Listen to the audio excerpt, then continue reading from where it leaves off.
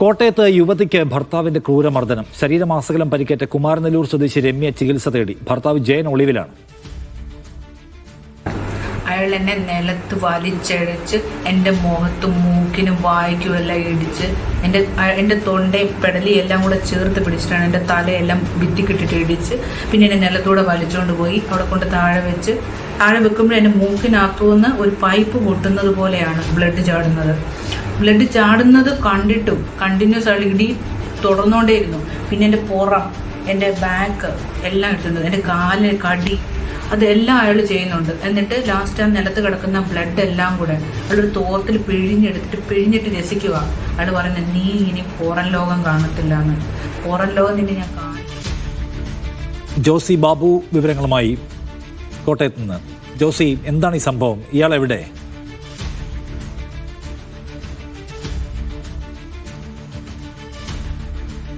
രമ്യ മോഹൻ എന്ന 39-കാരിക്കാണ് ക്രൂരമർദ്ദനം ഏൽക്കേണ്ടി വന്നത് ഭർത്താവിൽ നിന്നും. ഭർത്താവ് ജയൻ രവീന്ദ്രൻ ഒളിവിലാണ്. കുമാരനെല്ലൂരിലെ ഭർതൃ വീട്ടിൽ വെച്ചാണ് കഴിഞ്ഞ ദിവസം ഇത്തരത്തിലുള്ള ക്രൂരമർദ്ദനം നടന്നതെന്നാണ് പെൺകുട്ടിയുടെ മൊഴിയുടെ അടിസ്ഥാനത്തിൽ കോട്ടയം വെസ്റ്റ് പോലീസും കേസെടുത്തിട്ടുണ്ട്. ഈ യുവതി പറയുന്നത് 19 വർഷം മുമ്പാണ് വിവാഹം നടന്നത്. 3 മക്കളുണ്ട്. അതിക്രൂരമായ പീഡനങ്ങളാണ് ഈ 19 വർഷക്കാലം താൻ നേരിട്ടത്. പലപ്പോഴും ക്രൂരമായി മർദ്ദിപ്പിക്കുമായിരുന്നു. ഇപ്പോൾ ഈ അവരുടെ പ്രതികരണത്തിൽ പറയുന്നത് പോലെ പലപ്പോഴും ക്രൂരമായി ഉപദ്രവിച്ച ശേഷം അതിൽ ആനന്ദം കണ്ടെത്തുന്ന ആളായിരുന്നു ഇയാൾ. അതോടൊപ്പം തന്നെ കുടുംബാംഗങ്ങളുമായി പോലും ബന്ധപ്പെടുവാൻ അനുവദിച്ചിരുന്നില്ല. വളരെ വൈകൃതമായ സ്വഭാവ രീതികളുള്ള ആളാണ് ഈ ജയൻ രവീന്ദ്രൻ എന്ന ആൾ.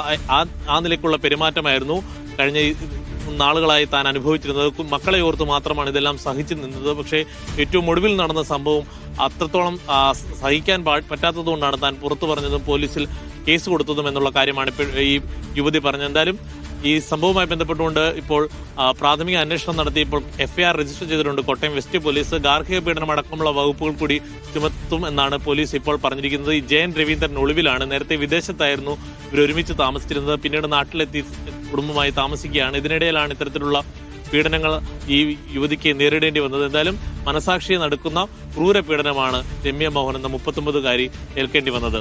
നിഷാദ്. ശരി, ജോസിയാണ് വിവരങ്ങൾ നൽകിയത് കോട്ടയത്ത് നിന്ന്.